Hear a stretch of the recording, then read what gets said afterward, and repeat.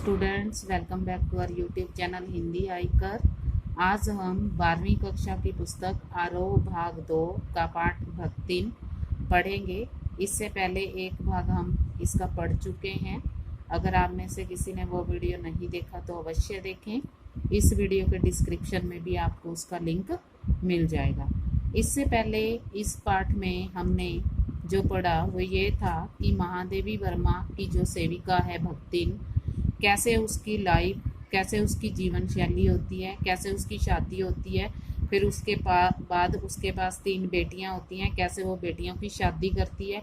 और जो पहली बेटी है उसका पति थोड़ा टाइम तो उसका घर जवाई बनकर रहता है, फिर उसकी भी मृत्यु हो जाती है। फिर जो उसके समाज वाले होते हैं या उनके जो सगे संबंधी होते हैं उसकी बेटी की दूसरी शादी करवा देते हैं। और वो जो उसका दामाद जो दूसरी बार वाला होता है वो उसकी जो खेत खलियान है, ज़मीन वगैरह है, वो सारी दाव पर लगा देता है, उसको ऋणी कर देता है।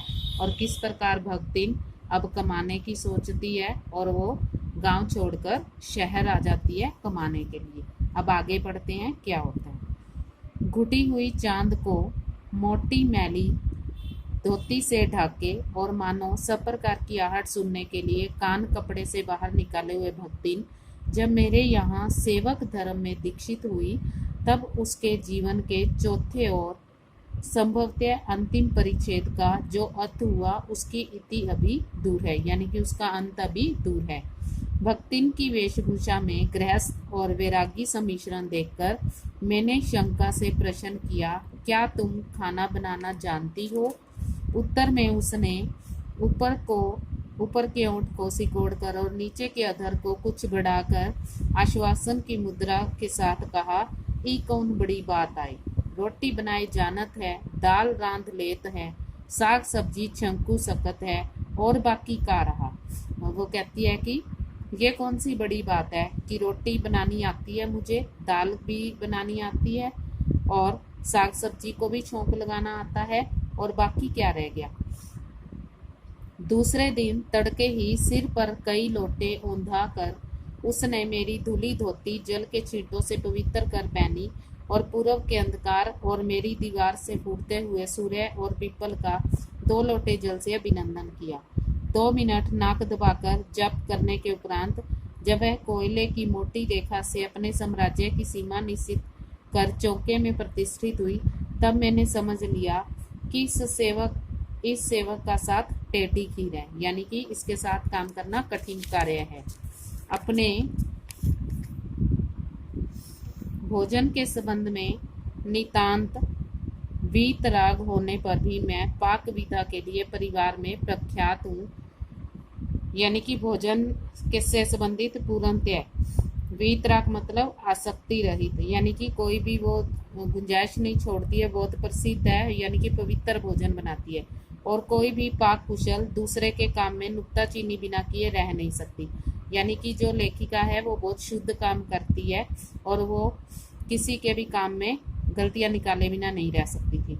पर जब छूत पाक पर प्राण देने वाले व्यक्तियों का बात बात पर भूखा मरना स्मरण हो आया और भक्तिन की शंकाकुल दृष्टि में छिपे हुए निषेध का अनुभव किया, तब कोयले की रेखा मेरे लिए लक्ष्मण के धनुष से खींची हुई रेखा के सामने दुर्लभ्य हो गई। दुर्लभ्य मतलब जिसे लांघना कठिन हो। निरुपाय अपने कमरे में बिछौने में पड़कर नाक के ऊपर खुली हुई पुस्तक स्थापित कर मैं चौके में पीढ़े पर आसीन अनाधिकारी को भूलने का प्रयास करने लगी, यानी कि जो भी उसने देखा वो उसे भूल जाना चाहती थी। भोजन के समय जब मैंने अपनी निश्चित सीमा के भीतर निर्दिष्ट स्थान ग्रहण कर लिया, निर्दिष्ट मतलब जो उसका निश्चित स्थान था, तब भक्तिन ने प्रसन्नता से लबालब दृष्टि और आत्मतुष्टि से अप्लावित मुस्कुराहट के साथ मेरी फूल की थाली में 1 अंगुली मोटी और गहरी काली चित्तीदार 4 रोटियां रखकर उसे टेढ़ी कर गाढ़ी दाल परोस दी। पर जब उसके उत्साह का तुषारपान करते हुए मैंने रुआसी भाव से कहा, यह क्या बनाया है, तब वह हतबुद्धि ही रही, यानी कि वो चुप ही रही। रोटियां अच्छी सेकने के प्रयास में कुछ अधिक खरी हो गई हैं, पर अच्छी हैं। तरकारियां थी, पर जब दाल बनी है तब उसका क्या क्या क्या काम? शाम को दाल न बनाकर तरकारी बना दी जाएगी। दूध घी मुझे अच्छा नहीं लगता, नहीं तो सब ठीक हो जाता। अब न हो तो अमचूर और लाल मिर्च की चटनी पीस ली जावे। उससे भी काम न चले तो वह गांव से लाई हुई गठड़ी में थोड़ा सा गुड़ दे देगी। और शहर के लोग क्या कला भत्तू खाते हैं? फिर वह कुछ अनाड़न या फूहड़ नहीं है। उसके ससुर और पितिया ससुर यानी कि चाचा ससुर, अजिया सास आदि ने उसकी पाक कुशलता के लिए न जाने कितने मौखिक प्रमाण पत्र दे डाले हैं। यानी कि वो अच्छा खाना बनाती है, उसके बारे में उसकी सास ससुर और सभी ने बता रखा है। भक्तिन के सारगर्भित यानी कि अर्थ वाले लेक्चर का प्रभाव यह हुआ कि मैं मीठे से विरक्ति के कारण, बिना गुड़ के और घी से अरुचि के कारण रूखी दाल से एक मोटी मोटी रोटी खाकर बहुत ही ठाठ से यूनिवर्सिटी पहुंची। यानी कि उसके बनाए हुए खाने को खाकर, जबकि उसे वो पसंद नहीं था, फिर भी वो उसे खाकर यूनिवर्सिटी चली गई और न्याय सूत्र पढ़ते पढ़ते शहर और देहात के जीवन में इस अंतर पर विचार करती रही। अलग भोजन की व्यवस्था करनी पड़ी थी अपने गिरते हुए स्वास्थ्य और परिवार वालों की चिंता निवारण के लिए, पर प्रबंध ऐसा हो गया कि उपचार का प्रश्न ही खो गया। उस देहाती वृद्धा ने जीवन की सरलता के प्रति मुझे इतना जागृत कर दिया था कि मैं अपनी असुविधाएं छिपाने लगी और सुविधाओं की चिंता करना तो दूर की बात है। यानी कि वो उसे कुछ बताती नहीं थी, अगर उसे कुछ अच्छा भी नहीं लगता था तो भी वो उससे खा लेती थी। इसके अतिरिक्त भक्तिन का स्वभाव भी ऐसा ही हो चुका था, वह दूसरों को अपने मन के अनुसार बना लेना चाहती है। यानी कि वो दूसरों को अपने अनुसार बना लेना चाहती है, पर अपने संबंध में किसी प्रकार के परिवर्तन की कल्पना तक उसके लिए संभव नहीं होती। इसी से आज मैं अधिक देहाती हूँ, पर उसे शहर की हवा नहीं लग पाई। यानी कि जो लेखिका है वो शहरी होते हुए भी गांव वाली बन गई है, देहातन बन गई है, पर उसे शहर की हवा भी नहीं लगी। मकई का रात को बना दलिया सवेरे मुट्ठे से सौंधा लगता और बाजरे के तिल लगाकर बनाए हुए गर्म पुए कम अच्छे लगते थे। ज्वार के बुने हुए भुट्टे के हरे दानों की खिचड़ी स्वादिष्ट होती थी। सफेद महुए की लपसी संसार भर के हलवे को लजा सकती है आदि वह मुझे क्रियात्मक रूप से सिखाती रहती है। पर यहाँ का रसगुल्ला तक भक्तिन के पोपले मुंह में, पोपले मतलब उसके मुंह के अंदर दांत नहीं थे, प्रवेश करने का सौभाग्य नहीं प्राप्त कर सका। अब यहाँ क्या बताना चाहती है, वो जो भक्तिन है वो उसे अपनी हर प्रकार का खाना खिलाती है, पर जो लेखिका है वो उसे शहर का एक रसगुल्ला तक नहीं खिला पाती। कहने का मतलब वो उसे इतना सा भी नहीं बदल पाई, मुंह में प्रवेश करने का सौभाग्य नहीं प्राप्त कर सका। मेरे रात दिन नाराज होने पर भी उसने साफ धोती पहननी नहीं सीखी, पर मेरे स्वयं धोकर फैलाए हुए कपड़ों को भी वह तय करने के बहाने सिलवटों से भर देती है। मुझे अपनी भाषा की अनेक दंत कथाएं कंठस्थ करा देती है। दंत कथाएं मतलब दंत कथाएं मतलब पुरानी कहानियां, किस्से कहानियां कर दी हैं, पर पुकारने पर वह आय के स्थान पर जी कहने का शिष्टाचार भी नहीं सीख सकती। यानी कि वो जी कहना भी नहीं सीखी है। लेखिका ने उसको बहुत सारे उसके काम सीख लिए हैं। भक्ति अच्छी है यह कहना कठिन होगा, क्योंकि उसमें दुर्गुणों का अभाव नहीं है। वह सत्यवती हरिश्चंद्र नहीं बन सकती, पर नरों व कुंजरों व कहने में भी विश्वास नहीं करती। नरों व कुंजरों में यानी कि मनुष्यों और हाथियों को। मेरे इधर उधर पड़े पैसे रुपए भंडार घर की किसी मटकी में कैसे अंतरहित हो जाते हैं, वह ऐसे भी भक्ति नहीं जानती है। यानी कि अगर लेखिका इधर उधर समा पैसे छोड़ देती है तो वो उसे उठाकर उस मटकी में डाल देती है, पर इस संबंध में किसी को संकेत करते ही वह उसे शास्त्रार्थ के लिए चुनौती दे डालती है, जिसको स्वीकार कर लेना किसी तर्क शिरोमणि के लिए संभव नहीं होगा। यह उसका अपना घर ठहरा, पैसा रुपया जो इधर उधर पड़ा देखा संभाल कर रख लिया। क्या यह चोरी है? उसके जीवन का परम कर्तव्य मुझे प्रसन्न रखना है। जिस बात से मुझे क्रोध आ सकता है उसे बदल कर वो इधर उधर करके बताना क्या झूठ होता है? इतनी चोरी और इतना झूठ तो धर्मराज महाराज में भी होगा, नहीं तो वे भगवान जी को कैसे प्रसन्न रख सकते और संसार को कैसे चला सकते? कहने का मतलब लेखिका के इधर उधर पड़े पैसों को एक मटकी में डालना और लेखिका की कही हुई बातों को इधर उधर करके उनको सही करके बताना, झूठ डाल देना उसके अंदर। वो कहती है कि अगर ऐसा ना हो तो भगवान जी कभी प्रसन्न नहीं हो सकते थे, उनको भी प्रसन्न रखने के लिए झूठ बोला जाता होगा। शास्त्र का प्रश्न भी भक्तिन अपनी सुविधा के अनुसार ही सुलझा लेती थी।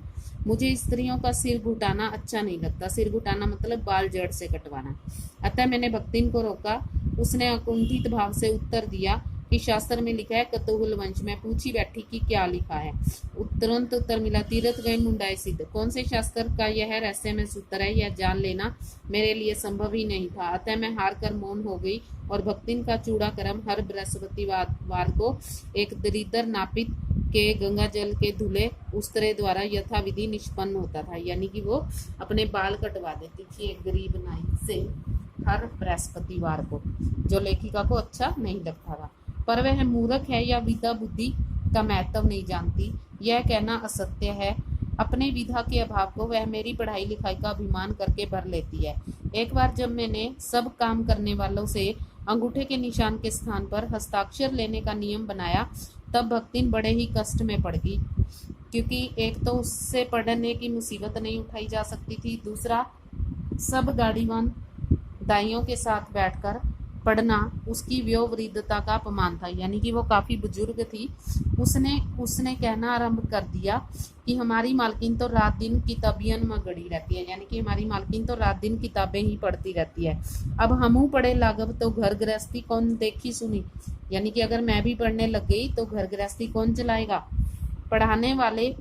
पढ़ने वालों दोनों पर इस तरह का ऐसा प्रभाव पड़ा कि भक्तिन इंस्पेक्टर के समान क्लास में घूम घूम कर किसी के आ ई की बनावट, किसी के हाथ की मंथरता, किसी की बुद्धि की मंदता पर टिक्का टिप्पणी करने का अधिकार पा गई। उसे तो यानी कि भक्तिन ही उनको संभालने लगी जिनको लेखिका पढ़ाती थी। उसे तो अंगूठा निशानी देकर वेतन लेना नहीं होता था। इसी से वे बिना पढ़े ही वह पढ़ने वालों की गुरु बन गई थी। वह अपने तर्क ही नहीं, तर्कहीनता के लिए भी प्रमाण खोज लेने में चतुर है। अपने आप को महत्व देने के लिए वह अपनी मालकिन को असाधारणता देना चाहती है, पर उसके लिए भी प्रमाण की खोज ढूंढ आवश्यक हो उठती है। जब एक बार मैं उत्तर पुस्तकों और चित्रों को लेकर व्यस्त थी, तब भक्तिन सबसे कहती घूमती, ओ बिचारियों, तो रात दिन काम में झुकी रहती है, तुम बच्चे घूमती फिरती हो। यानी कि जो मेरी मालकिन है वो तो रात दिन काम करती है और तुम इधर उधर घूमती रहती हो, तनिक हाथ बटाओ उसका।